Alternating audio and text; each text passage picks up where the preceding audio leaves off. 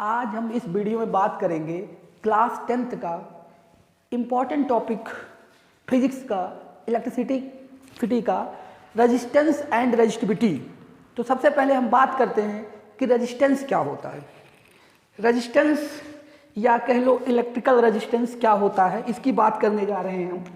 तो हमने Ohm's law में देखा था, अगर आप ओम्स लॉ पढ़े हैं तो आपको पता होगा B=IR होता है। ये जो R होता है इसी को हम लोग, ये कांस्टेंट होता है, इसी को बोलते हैं इलेक्ट्रिकल रेजिस्टेंस। तो इसकी डिफिनेशन क्या होगी, ये क्या होता है एक्चुअल में, इसको देखिए। ये किसी भी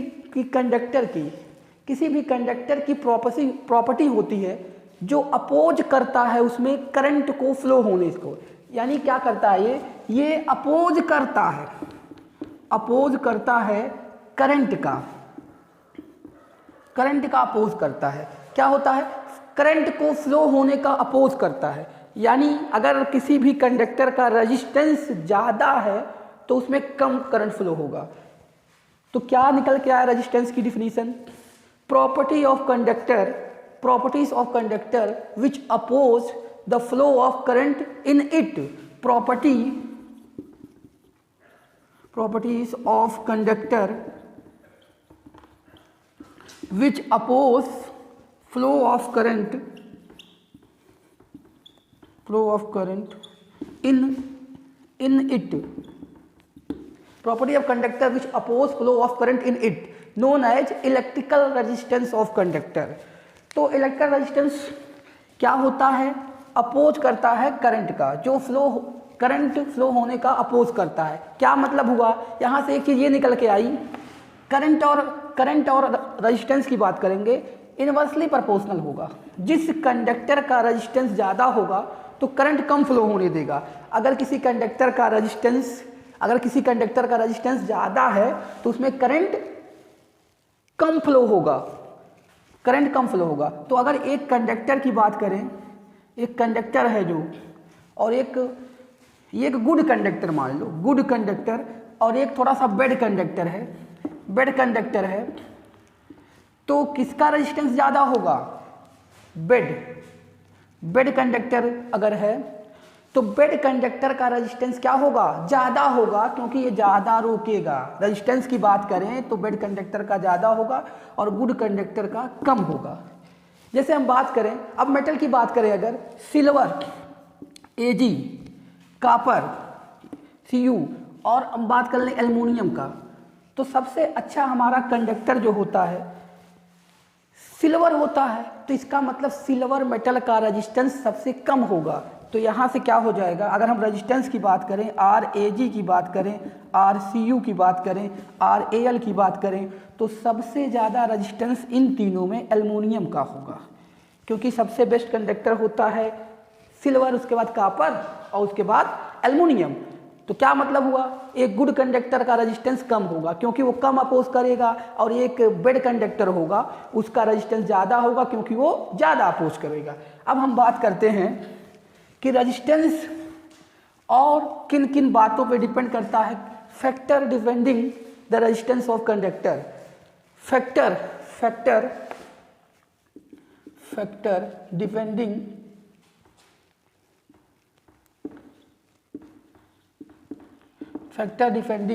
resistance of conductor.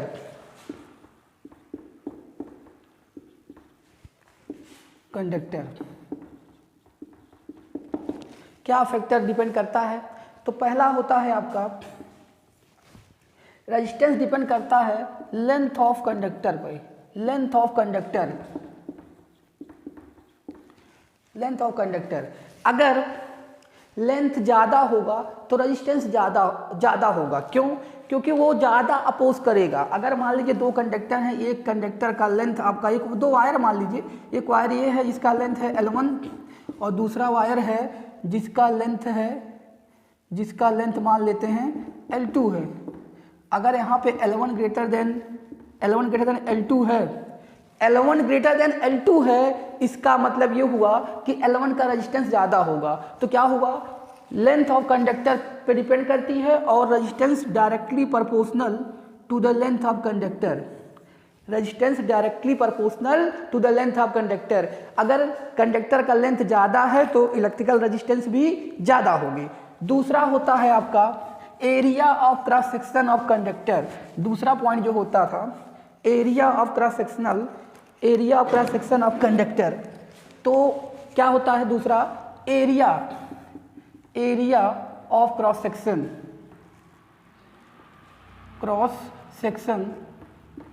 Of conductor. तो उसमें क्या होता है कि एरिया जितना ज़्यादा होगा, एरिया ऑफ क्रॉस सेक्शन जितना ज़्यादा होगा उतना रेजिस्टेंस कम होगा। इनवर्सली प्रोपोर्शनल होता है resistance, inversely proportional to area of conductor. Area of conductor के इनवर्सली प्रोपोर्शनल होगा। जितना ज़्यादा एरिया होगा रेजिस्टेंस उतना कम होगा। जैसे मान लेते हैं अगर हमारे पास दो कंडक्टर हैं, कंडक्टर वायर हैं दो, एक ये है जिसका एरिया A1 है, दूसरा कंडक्टर है जिसका एरिया A2 है। तो अगर A1 ज़्यादा है एरिया, तो A1 ज़्यादा है, A1 is greater than A2, area A1 is greater than A2, then resistance किसका ज़्यादा होगा? जिसका एरिया कम होगा, क्योंकि क्या है इनवर्सली प्रोपोर्शनल है। तो इस हिसाब से RA2 resistance of conductor disc जिसका एरिया A2 है क्या होगा? ज़्यादा होगा, क्योंकि जिसका एरिया कम होगा उसका रेजिस्टेंस ज़्यादा होगा, क्योंकि इनवर्सली प्रोपोर्शनल होता है। तो ये दूसरा पॉइंट होगा। It also depend, third point, it also depend temperature पे भी डिपेंड करता है। अब टेम्परेचर पे थोड़ा कॉम्प्लिकेटेड चीज़ें हैं, इसमें रिलेशन निकालना, लेकिन टेम्परेचर पे जनरली जो हमारा वो होता है इलेक्ट्रिकल रेजिस्टेंस, टेम्परेचर की बात करें अगर टेम्परेचर की बात करें तो टेम्परेचर भी क्या होता है, टेम्परेचर बढ़ाने पे जनरली रेजिस्टेंस क्या होता है, बढ़ जाता है। Electrical resistance increase by increasing temperature, generally ये कहा जाता है। और इसमें एक रिलेशन आगे आप पढ़ोगे, एक टेम्परेचर में और रेजिस्टेंस में एक रिलेशन भी होता है। नेक्स्ट आता है नेचर ऑफ मटेरियल। तो नेचर ऑफ मटेरियल का मतलब क्या हुआ? नेचर ऑफ मटेरियल का मतलब क्या हुआ कि अगर जैसे हम ले लें सिल्वर का, Ag का ले लें, कॉपर का ले लें, एल्युमिनियम का ले लें, तो जो सिल्वर है उसका रेजिस्टेंस एल्युमिनियम से, कॉपर से कम होगा, क्योंकि सिल्वर बेस्ट कंडक्टर होता है। तो नेचर पे डिपेंड करता है। अगर हम सिल्वर एल्युमिनियम, ये सिल्वर का वायर है, ये एल्युमिनियम का ये कॉपर का वायर है, और इतने ही लेंथ, इतने क्रॉस सेक्शनल एरिया का अगर एल्युमिनियम का वायर ले लिया जाए, तीनों का वायर है, सिल्वर का, कॉपर का, एल्युमिनियम का, और तीनों का लेंथ सेम है, क्रॉस सेक्शनल एरिया सेम है, तो क्या होगा इसमें? तीनों का इलेक्ट्रिकल रेजिस्टेंस अलग अलग होगा, क्योंकि ये अलग अलग मटेरियल के हैं, इनके नेचर पे डिपेंड करेगा। अब सिल्वर जो होता है बेस्ट कंडक्टर, तो इसका रेजिस्टेंस कम हो जाएगा। भले आप तीनों का लेंथ और वो सब सेम लिए हैं, लेकिन नेचर इनका अलग अलग है, मटेरियल अलग अलग है, तो इलेक्ट्रिकल रेजिस्टेंस भी क्या होगा? अलग अलग होगा। जो बेस्ट कंडक्टर होगा उसका इलेक्ट्रिकल रेजिस्टेंस कम होगा, और जो बेड कंडक्टर होगा उसका रेजिस्टेंस ज़्यादा होगा। अब हम बात करते हैं नेक्स्ट, इसमें जो अभी आपने पढ़ा था दो कि लेंथ के रेजिस्टेंस होता है लेंथ के डायरेक्टली प्रोपोर्शनल, और यही रेजिस्टेंस होता है एरिया के इनवर्सली प्रोपोर्शनल। तो इन दोनों को हम मिला के अब एक नया रिलेशन निकालेंगे, R directly proportional L by A, R directly proportional L by A। तो यहाँ से एक प्रोपोर्शनल का साइन हटाते हैं तो एक कांस्टेंट रो लगाते हैं, L by A, rho L by A। Rho होता है कांस्टेंट, यहाँ रो क्या होता है? Rho is constant known as resistivity of conductor, known as resistivity. तो ये क्या होता है? रेजिस्टिविटी होता है, ये कांस्टेंट होता है, इसे रेजिस्टिविटी बोलते हैं। अभी इसकी बात हम करते हैं। अब हम बात करते हैं, ये आपका ये आ गया, तो रेजिस्टेंस निकालने का फार्मूला आ गया एक अब यहाँ से एक चीज़ और क्लियर हो रही है कि अगर लेंथ ऑफ कंडक्टर, देखिए यहाँ पे क्या क्या चीज़ें हैं थोड़ा सा हम देखते हैं। यहाँ पे आपका फार्मूला निकल के आया है R equal to row L/A। अब क्वेश्चन आपका आ जाता है इस पे लेंथ को, किसी कंडक्टर के लेंथ को, if length of conductor increased 2 times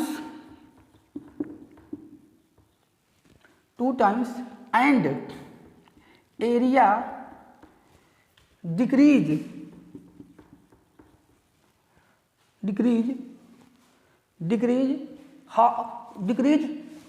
half कर दिया जाए, एरिया हाफ कर दिया जाए, एरिया को कम कर दिया गया, हाफ कर दिया गया, then what change in electrical resistance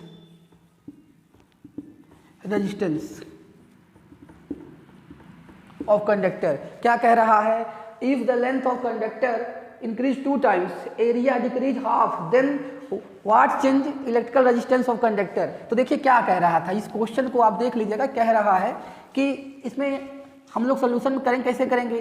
first case में हमने माना कि रेजिस्टेंस का फार्मूला रो L/A होता है, ये रेजिस्टिविटी होती है, नेचर पे डिपेंड करती है, अभी बताया जाएगा, ये चेंज नहीं होगा। इसने बोला कि क्या होगा जब लेंथ को दुगना कर दिया जाए, एरिया को हाफ कर दिया जाए। तो सुने, उसको उस रेजिस्टेंस को R' मान लो, रो L को क्या कर दिया गया, दुगना, एरिया को क्या कर दिया गया, हाफ। तो ये देखिए, ये पहला इक्वेशन मान लीजिए, इस तरह से इन दोनों को डिवाइड कर दिया जाए, अगर ध्यान से समझने की जरूरत है, डिवाइड कर दिया जाए, या R', ये 2 ऊपर चला जाएगा, 4 हो जाएगा, और इस सबको एक साथ लिख लेंगे रो L/A। तो ये वैल्यू रो L/A कहाँ से आ रही है, इक्वेशन फर्स्ट से, ये इसकी वैल्यू है R की, तो R' इक्वल टू क्या हो जाएगा, 4R। मतलब बाद का रेजिस्टेंस जो होगा 4 times हो जाएगा अगर लेंथ को दुगना करेंगे और एरिया को हाफ करेंगे। तो देखिए इस तरह से और भी चीज़ें इसमें, इन दोनों को, एरिया और लेंथ को बढ़ा के या घटा के, इस तरह से कितना टाइम्स रेजिस्टेंस हो जाएगा, क्वेश्चन बन सकते हैं। तो हम आगे बात करते हैं रेजिस्टेंस की यूनिट की, यूनिट ऑफ रेजिस्टेंस। तो देखिए यूनिट ऑफ रेजिस्टेंस की बात करेंगे, SI unit of electrical resistance, या खाली रेजिस्टेंस बोल सकते हैं, resistance. SI unit of electrical resistance या रेजिस्टेंस क्या होता है, ओम होता है, ओम होता है, इसका सिंबल होता है इस तरह से, ग्रीक लेटर है ये ओम का। इलेक्ट्रिकल रेजिस्टेंस की यूनिट होती है ओम। अब हम बात करते हैं, नेक्स्ट हमारा जो टॉपिक था इसका, रेजिस्टिविटी। अभी आपने ये फार्मूला पढ़ा था, R equal to row L/A। ये रो को हमने नाम दिया था रेजिस्टिविटी। तो ये क्या होता है रेजिस्टिविटी, इसकी बात करते हैं। यहाँ से देखें, रो इक्वल टू RA/L हो गया, रो इक्वल टू RA/L। अब हम इसकी डिफिनीशन की बात करेंगे, रेजिस्टिविटी क्या होती है। रेजिस्टिविटी एक तरह का फंडामेंटल प्रॉपर्टी होती है किसी भी कंडक्टर की, जो क्या करता है, जो रजिस्ट करता है कितना स्ट्रांगली करंट को कितना स्ट्रांगली इसमें फ्लो हो रहा है, उसको रजिस्ट करता है। How strongly flow current in a circuit. मतलब क्या हुआ, देखिए ये आपकी रेजिस्टिविटी जो होती है, ये रजिस्ट करता है, resist to electric current in a circuit, कितना इलेक्ट्रिक करंट फ्लो हो रहा है उसको रजिस्ट करता है। Property, fundamental property of material to resist how strongly current flow in the circuit, कितना स्ट्रांगली करंट फ्लो हो रहा है उसको रजिस्ट करता है। देखिए अब इसको और अच्छे से इसकी डिफिनीशन को समझने के लिए, ये तो आपको बता दिया गया कि ये रजिस्ट करता है कि करंट कितना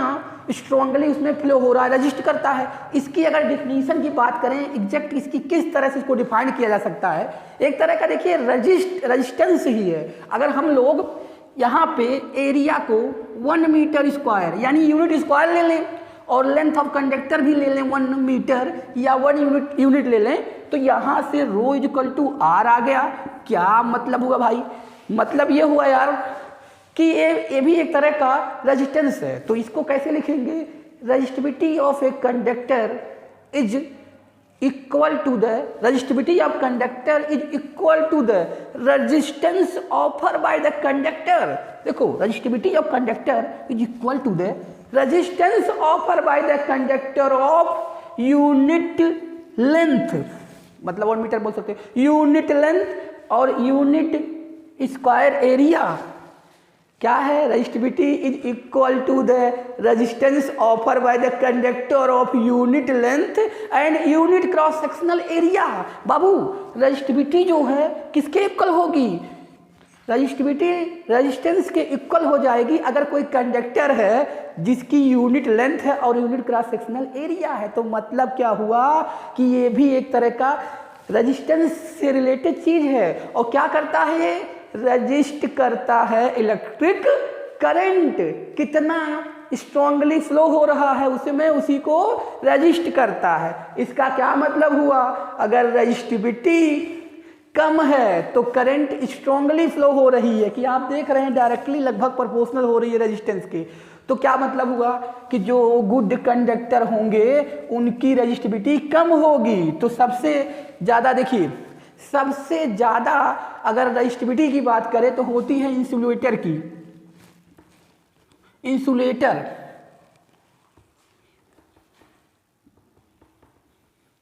इंसुलेटर की होती है, उसके बाद एलॉय की होती है, और उसके बाद होती है आपकी कंडक्टर की, मतलब मेटल की कह सकते हो, मेटल की। तो ये देखो यहाँ पे, या यहाँ कंडक्टर भी लिख सकते हो, कंडक्टर। तो किसकी रजिस्टिविटी सबसे ज़्यादा होगी? ये रो की बात हो रही है, रो की रजिस्टिविटी, रो की बात हो रही है, ये रो की बात हो रही है, ये रो सबसे ज़्यादा होगी उसका, क्योंकि वो कम करेगा करंट उसमें कम फ्लो होगा, उसकी रजिस्टिविटी क्या होगी? बहुत ज़्यादा होगी। रजिस्टिविटी क्या करेगा? रजिस्ट करता है electric current in the circuit. ठीक है, तो सबसे ज़्यादा रजिस्टिविटी होगी इंसुलेटर की, क्योंकि उसमें करंट कम फ्लो करेगा। और सबसे कम जो होती है मेटल की, जनरली देखिए, मेटल की जनरली जो वो होती है, ये 10 कंडक्टिविटी और resistivity 10⁻⁸ ohm metre to 10⁻⁶ ohm metre, ये होती है मेटल की रजिस्टिविटी। इसके बीच में लाई करती है। मेटल होते हैं गुड कंडक्टर, इसीलिए इनकी रजिस्टिविटी क्या होती है?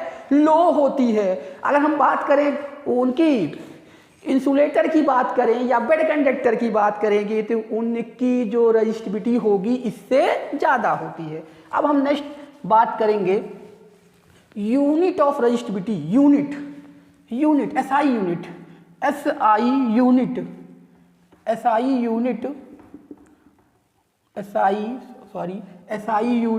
ऑफ रजिस्टिविटी क्या होगी? देखिए, अभी आपने पढ़ा था R equal to row L/A, यहाँ से रो इक्वल टू RA/L। आपको पता है R की यूनिट क्या होती है? ओम। इसकी यूनिट क्या होती है? मीटर स्क्वायर एरिया का, लेंथ का मीटर। तो यहाँ से ये कैंसिल हो गया, 1 मीटर, ओम मीटर। इसको 60 में ऐसे ओम मीटर लगते हैं। तो इलेक्ट्रिकल रेजिस्टेंस की इलेक्ट्रिकल रजिस्टिविटी या रजिस्टिविटी की SI यूनिट ओम मीटर होती है। रजिस्टिविटी की SI यूनिट ओम मीटर होती है। अब हम बात करें ये किस पे डिपेंड करता है resistivity? Factor on which factor, कौन से फैक्टर हैं ये फैक्टर जिस पे डिपेंड करेगा? तो देखिए, फैक्टर में इसमें पहले ये तो बता दे रहे हैं आपको, resistivity of conductor do not depend. यहाँ पे आप बहुत इंपॉर्टेंट पॉइंट है, resistivity of conductor do not depend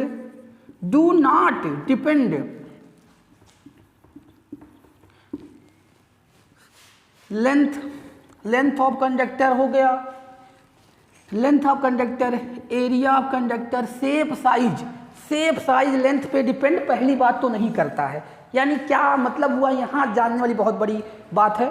देखिए, रजिस्टिविटी अगर मटेरियल सेम है तो रजिस्टिविटी लेंथ पे एरिया पे डिपेंड नहीं करेगी। पहले सबसे बड़ी बात यहाँ पे समझने की ज़रूरत है।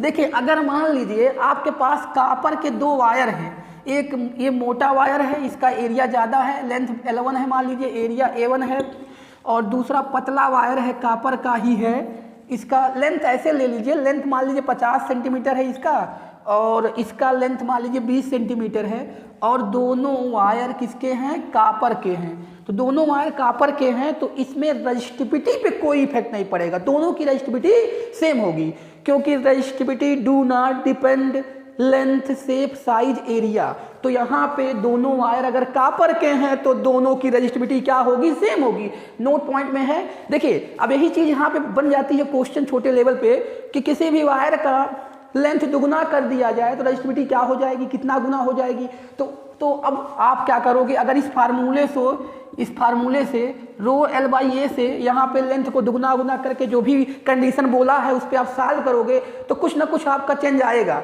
लेकिन आप ध्यान रखें कि लेंथ पे और एरिया पे डिपेंड नहीं करता है। तो इस फार्मूले का यूज करके कभी रजिस्टिविटी को दुगुना तिगुना कहे तो उस तरह के क्वेश्चन ना सॉल्व करें। तो यहाँ पे आप समझने की जरूरत है कि लेंथ पे डिपेंड नहीं करेगा। अगर कॉपर वायर है, चाहे 1 मीटर है, चाहे 100 मीटर है, उसका रजिस्टिविटी सेम होगा। ठीक, तो ये डिपेंड किस पे करेगा? अब ये डिपेंड तो लेंथ और एरिया पे नहीं करता है, तो किस पे करता है?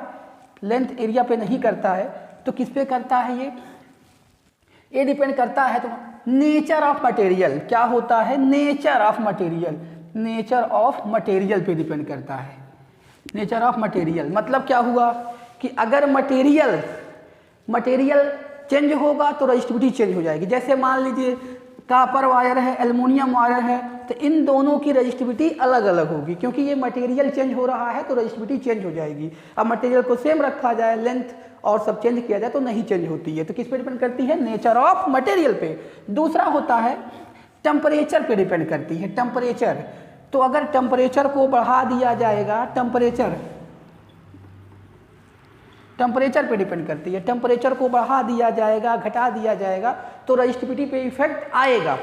ठीक है, तो मेनली हमें दो फैक्टर मिला, नेचर ऑफ मटेरियल और टेम्परेचर। इन दोनों फैक्टर पे ही ये चेंज हो सकता है, और शेप साइज लेंथ इस पे चेंज नहीं होता है। और दूसरा देखें, इस पे अब जो आपने ये पढ़ा था फार्मूला रजिस्टिविटी का, जो भी आपने फार्मूला पढ़ा था R = रो L/A, तो यहाँ से रो = RA/L पे न्यूमेरिकल एक सिंपल प्रॉब्लम आती है।